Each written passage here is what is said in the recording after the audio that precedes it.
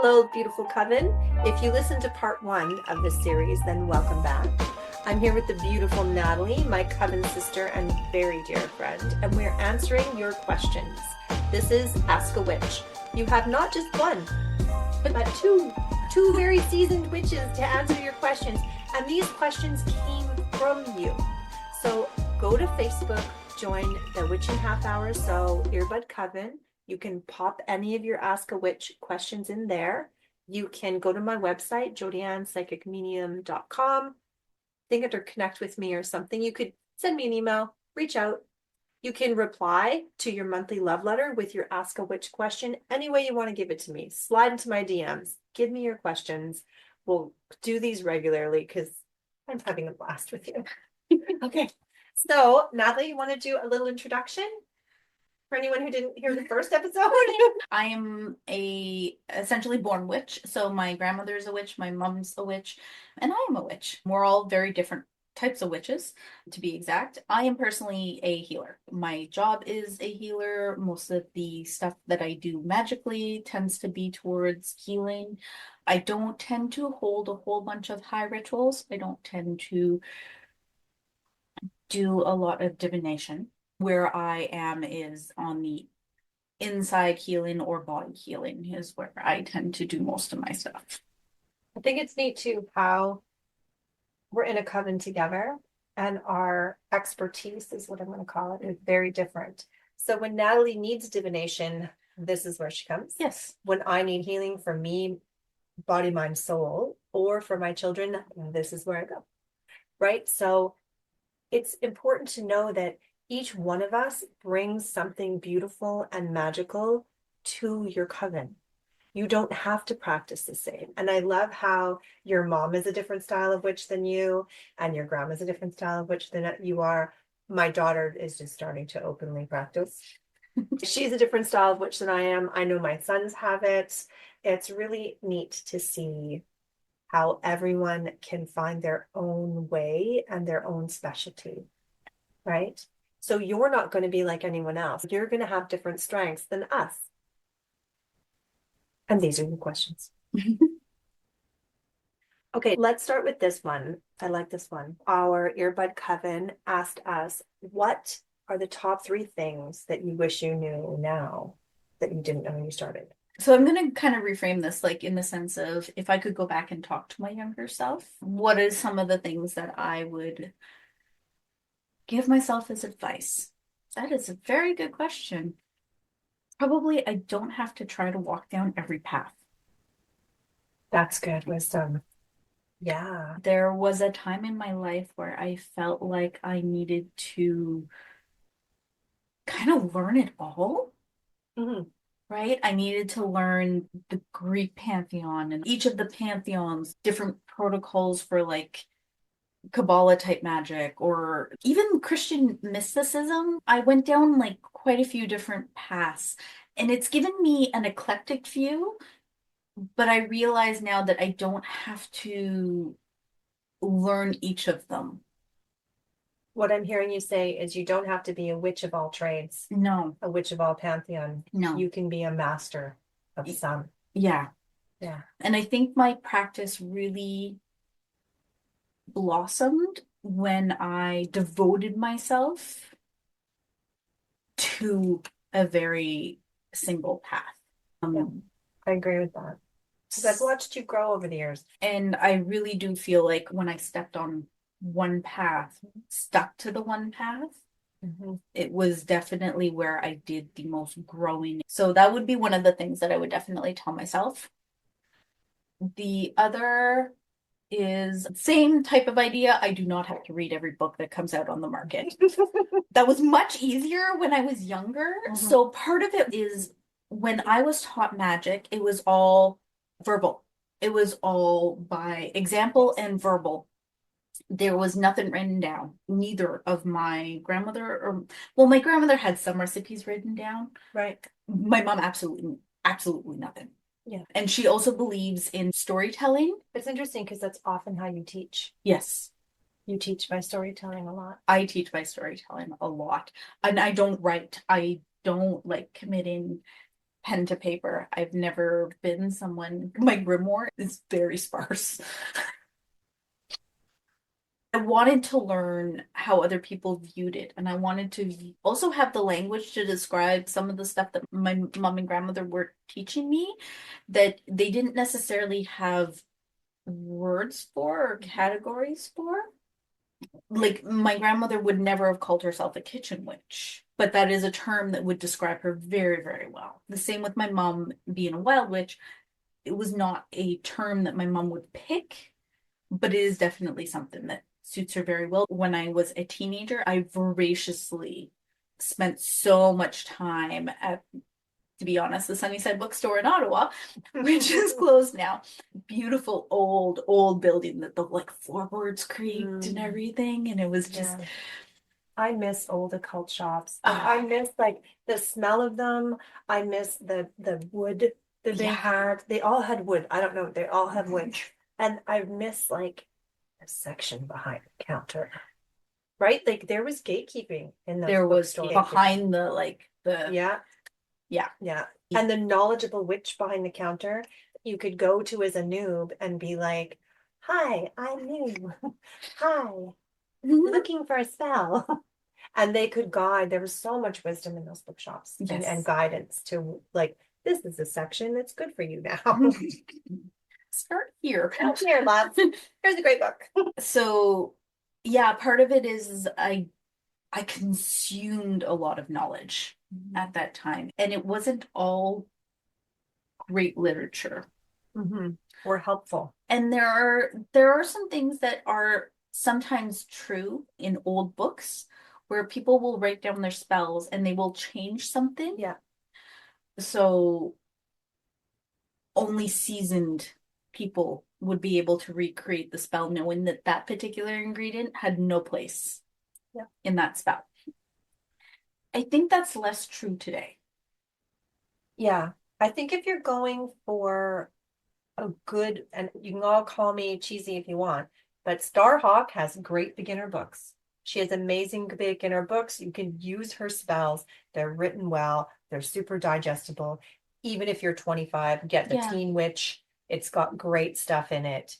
And it's written for a young audience. It's digestible. It's a good place for anyone to start. Scott Cunningham. I love his books. I had a particular penchant for Patricia Telesco. She was one of the people that I like how she wrote about things, and it was fairly practical in her books.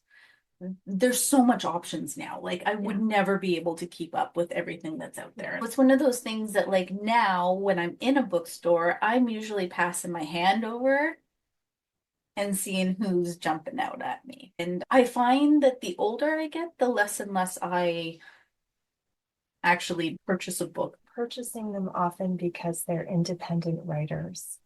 Oh, and that is different. Supporting. Yeah. There's a little section on my bookshelf that I've skimmed and I've gone through, but I'm not buying them for knowledge. I'm buying them for supporting independent presses. What is another thing? What would you tell your younger self? Oh, so my grandmother filled me with the fear of telling other people that I was a witch. Yeah, of course. She was from a time where you wouldn't have said that. No. And I get it. She legitimately would have been afraid. Right? When she was a girl, there would have been a chance where she would have been put in an insane asylum. So it was one of those things that her information for when I was born no longer applied. I love that. So what I'm hearing you say is some of the wisdom you were handed from your elders is coming from, or I would say coming through their lens of experience.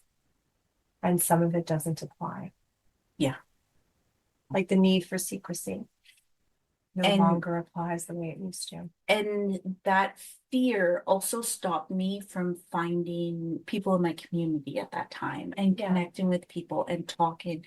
And I believe this knowledge needs to be shared. Yeah, it does. It does. There's a certain amount that needs to be safeguarded. Yeah. And there needs to be exchange in other areas. And I like that we're using the word safeguarding instead of the word gatekeeping. Because when I think of safeguarding, it's more about giving the information when someone's ready. We don't put 7-year-olds in front of cars and tell them to drive, right? We wait until you have a little bit more, frontal lobe action happening before we tell you to drive. Okay. I'm trying to think what I would say because I was listening to you and I'm like, gosh, that's sage wisdom. What are the 3 things I wish I knew? Some of it's going to be echoing. So the first thing I wish I knew, though, and I tell this to all of my students, is that there is no perfect timeline for this. Like the gods will wait. If you are too busy, if you are doing your master's degree and you feel the calling, if you have young children at home and you feel the calling, whatever's going on for you and you're not devoting time to your spiritual development, to this crooked path, to this spiral path, to developing your relationship with your gods and goddesses, they're in divine time, they'll wait. So take all of that shame off your plate and do it as you can. I've had to step back from my practice numerous times. When I was in school, I had to step back from my practice. When my kids were little, I actually stepped forward into my practice. But then through transitional periods of my life, like I had a pretty profitable psychic business that I closed down because I needed to take care of myself. And I just didn't have what it took to support others and hold others in healing. Take the pressure off yourself. You are exactly where you're supposed to be. The gods can wait. If you have something pressing in this mundane world that absolutely needs your attention, you can tend to it. You're not disappointing, Freya. You're not disappointing, Isis. They're there waiting and they'll be there. It's not going anywhere. I think they understand cycles better than we do. Oh my God. Right? So they understand breaks. They understand the ebbs and flows of what those things can do. Yeah, because they live in that space a bit. That is the whole ritual thing, like the earth rests. Yeah. I fail to think of something that is like always on, right? Like always constantly this like even the sun, right? To us, like the sun looks like it's, but there's bursts that happen. There's like tons of activity. Sometimes it disrupts our cell phones and stuff like that down here, right? Yeah. So it's one of those things that I don't know if there's anything that's truly constant. Only capitalism. It needs to be stopped. So what else would I tell myself? The other piece is that I wish I knew echoes what you said. I don't have to know it all. I don't have to be the most witchiest witch that ever witched. I don't have to know all the things. I can be good at some things and I can release what I'm not good at and have no shame about it. I'm just at this space, I'm just getting really good at astrology because I'm curious about it now. And I am not. I'm a great divination witch. I'm really good at divination. It comes very natural to me. I love reading.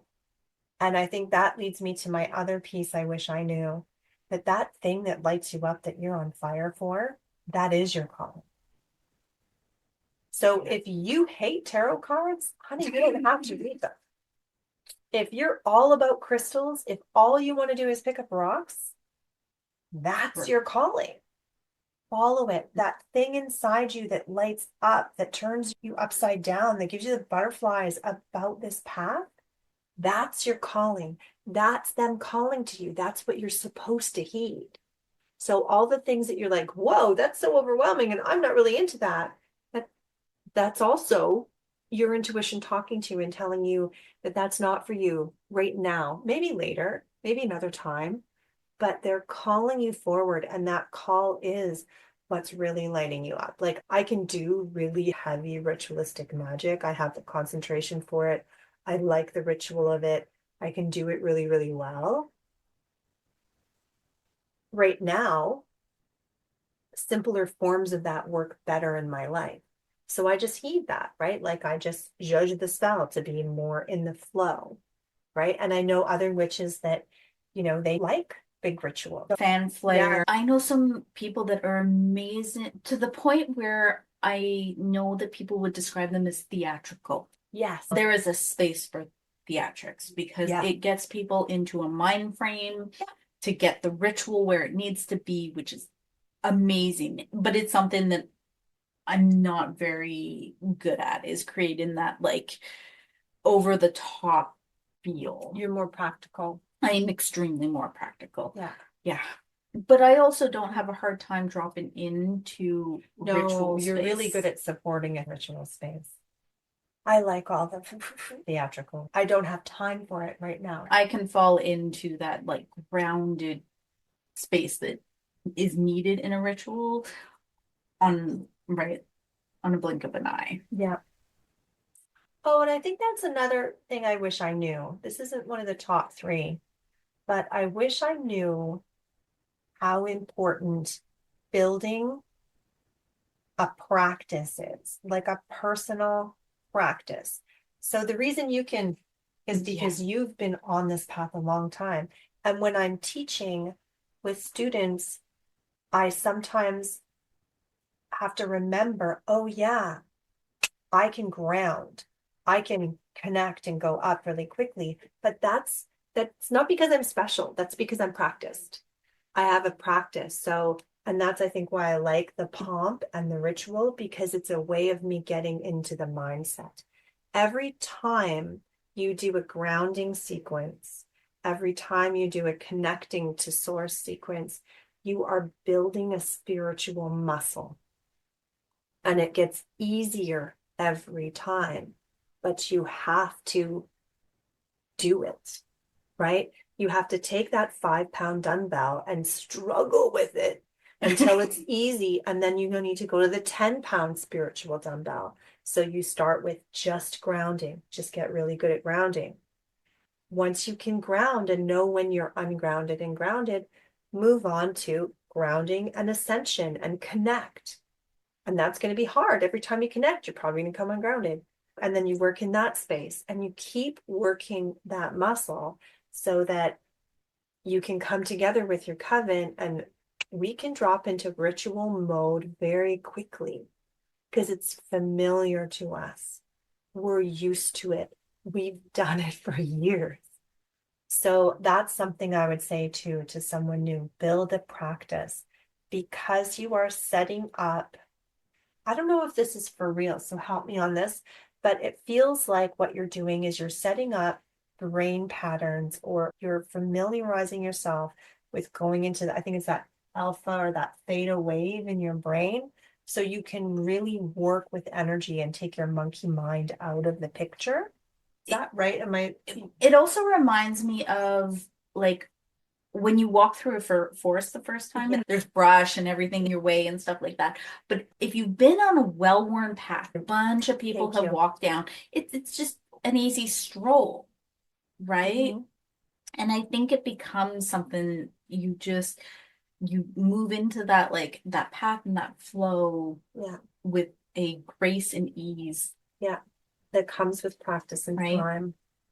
To the point where like some of the trails around my house, I could have navigated blind, like entirely like without sight in the middle of the night because I had walked them so often. And I think a lot of that is because I walked them so often. I knew them. Now, if there's something new there, that's fun. You'll stumble. And those things happen. Right? Every once in a while you're doing a ritual that you've done like a million times, and every once in a while there's a moment. Yeah. Did you share your three? I think so. Yeah, I might have shared four. Do you have another one? I have another one that is probably not mine, but one that I witnessed. Okay. And it stems to what we talked about last time about protocol. Okay, perfect. Watching my mom take on too many initiations from different places. Okay. And her overloading herself and going into a complete spiral and burnout. Yeah, I have seen other witches do that as well. I think part of my like deciding on a path and really sticking to it was watching somebody else not do that. and the cost that it had for that particular, for my mom. Yeah. We can overload ourselves. Yeah. Yeah. And I think what that makes me think of is spiritual boundaries, how important spiritual boundaries are. A lot of people that I've taught get very, very excited when we start connecting and we start channeling and we start, you know, getting messages because I teach a lot of divination.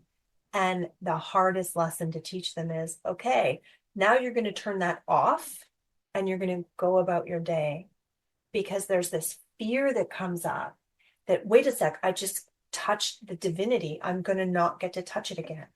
Or how am I going to get back there? Yeah. How am I going to get back there?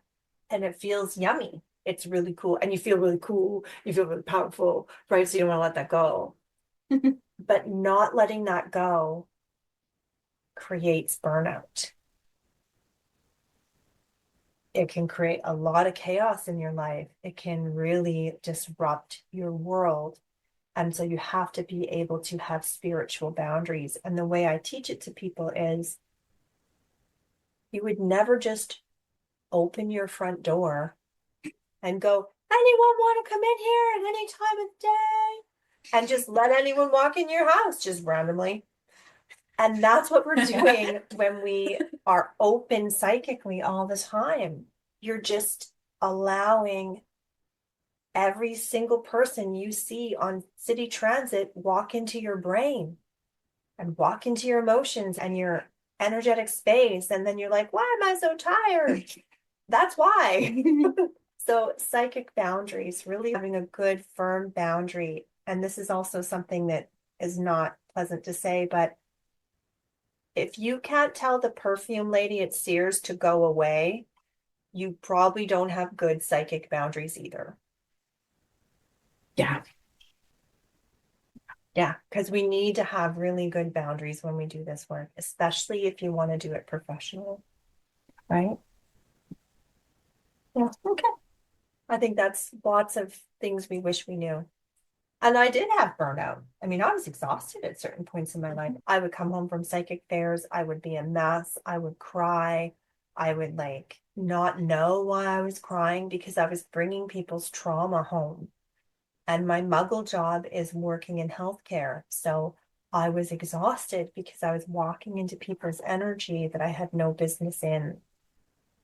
Right? Yeah. Yeah.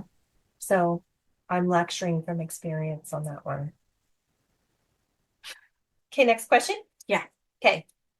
The importance of closing a circle and how to close the circle. I do think I have an episode. I'm pretty sure I have an episode on circle casting in the archives if you want to go and have a look at that one. But also, tell me why you must close a circle, my friend.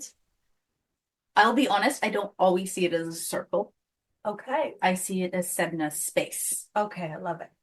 right? Like, to me, I know how you practice. It makes 100% sense. the shape doesn't always matter. Yeah. Sacred space. Yeah. Opening and closing sacred space. Yeah. Yeah. One is, I think, the good boundaries, right? A starting point and ending point. I think it comes back to a lot of these little questions of like, do you have to burn the like candle to the end? No, but when you stop it, there has to be that intention of stopping it, yeah, and restarting. Same with when you are creating that ritual space or a space, you are opening the doors. And this time you're being specific of what you're calling in. But the idea to keep everyone there, like, do you want your in-laws living with you the whole forever?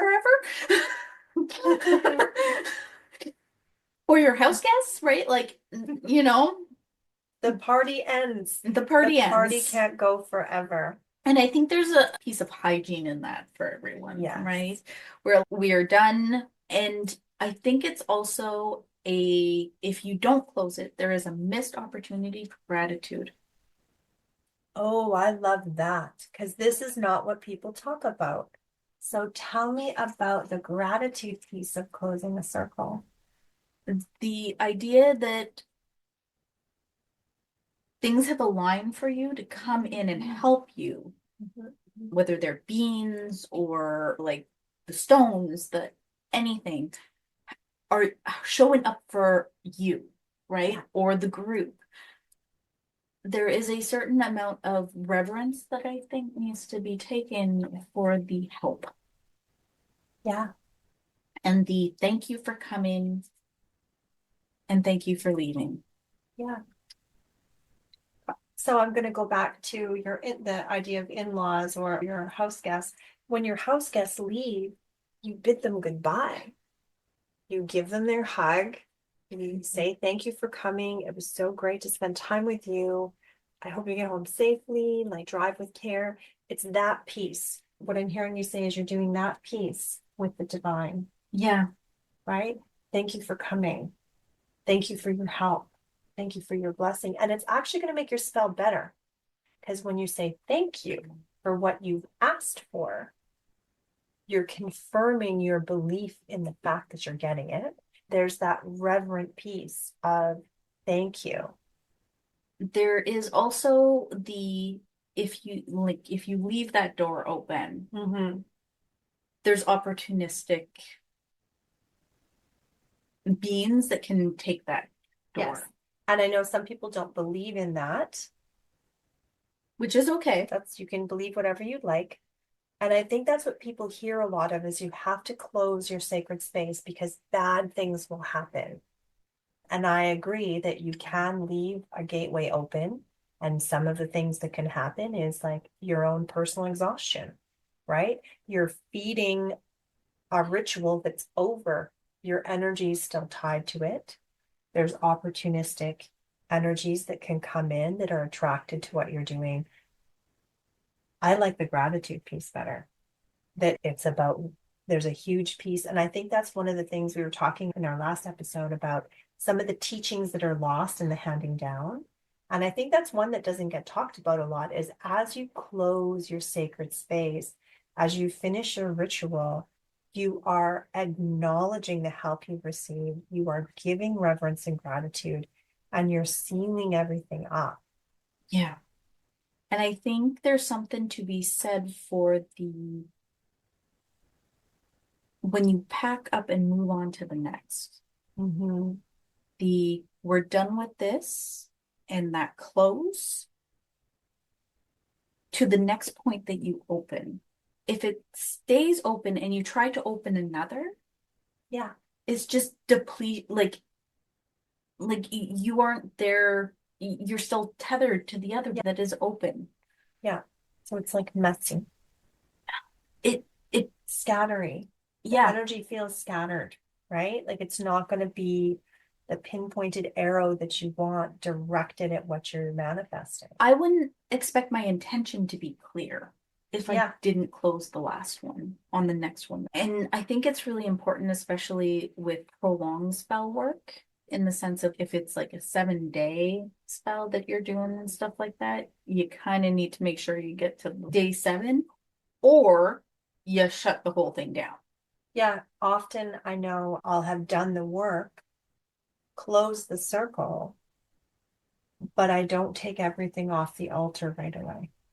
Like the altar often stays up or spell dependent. And then there's another piece when I take the altar down, when I change the altar.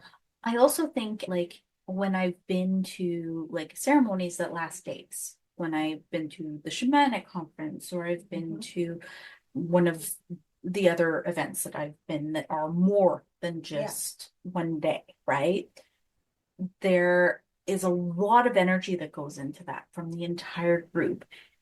And I still have a crash afterwards, right? Yeah. Because there's been so much work, right? Yeah. And you need rest afterwards. Yeah. There needs to be a downtime Mhm. at that point. And I could only imagine what that type of work would feel like if you didn't close it. Oh my God. It would be Huge. it'd be really hard to just function. Yeah, I think it would be. And what I'm being reminded of when you talk is this idea of a closing ceremony isn't just magical. No. We have graduation ceremonies. The Olympics has a closing ceremony. Like there's all kind like conferences. You go to a conference, they have a welcoming day and then they have a closing banquet, right? Like this is not just a magic thing. This is an energetic truth that closing and sealing the work is an important step. It really is. Mm-hmm. So whether it is like half-hour spell, there is an importance To bringing it the back in. bookends. Yeah. Right? You can't keep on reading a story that's already done. You have to close the book. Yeah. I like that. You can open the book again and reread the whole thing, but at some point, like it needs to, like, you know, go. Yeah, and the gratitude piece, I love that. Yeah. I think we've covered a whole bunch of stuff. Yeah, we covered stuff that we didn't even know we were supposed to cover. Witchcraft. So thank you all for joining us. If you made it to this part of the podcast, you should probably like and follow because you made it to the end. You probably like us. So this is the Witching Half Hour or so. You can find me on Instagram. You can find me on TikTok. We have a Facebook group. If you go to my website, jodiannpsychicmedium.com, you can learn all about the classes I'm offering, how to book a reading with me. You can join my monthly love letter. It is a low volume, high consent love letter. Go have a look. Blessings. I love you on here with me. This is fun. It's regular. I want to see where we are in time. Oh my God. Okay. Yeah. So we're going to pause. We're going to you can read them. Can you read my writing? Did I say that right? Yes. Okay. I think I said that weird. I'm going to restate that. Others said that. Yeah. But they don't know. They just don't know. No one has told them. So they're probably going online, looking up all these spells.